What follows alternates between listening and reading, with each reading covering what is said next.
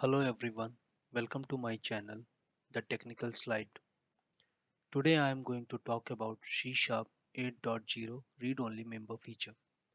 This feature is only applicable to struct type. Using this feature, we can define properties or methods in a struct as read-only. As C Sharp 7.0 has already supported read-only struct, but having members as read-only will give more control on the struct.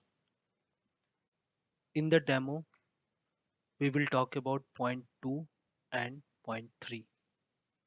Point 2 says that read-only instance member cannot assign struct instance field, which means if you have defined a read-only member and a instance field, then instance field assigned value cannot be directly used in read-only member until instance field has defined as read-only.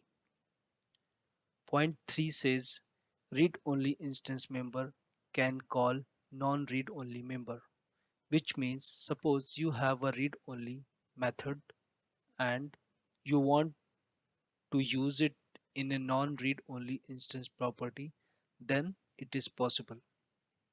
So considering these 2 points, we will see in our demo.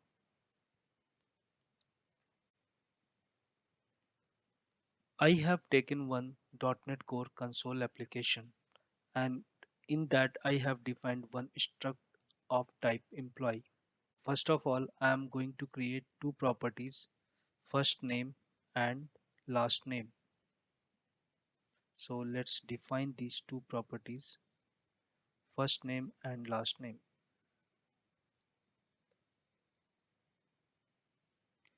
Later I'll go and define one string variable and assign some value to it by concatenating first name and last name.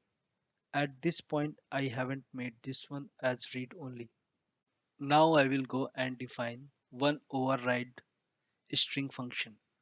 Here I am using full name variable, but as as per point 2, I cannot use it one instance field inside read only member. So what I need to do, I need to go and add read only in front of it. So if at this moment I will not see any compile time error. So let me go and build a solution. So as we can see here, there is no compile time error. Now I will go and create one public property, date of birth, and I'm going to use this one inside one read only function to return me number of days for the given date of birth. So this line number 27 and this function covers the point 3, which means I can use instance field inside a read only member. Now I will go to main function and define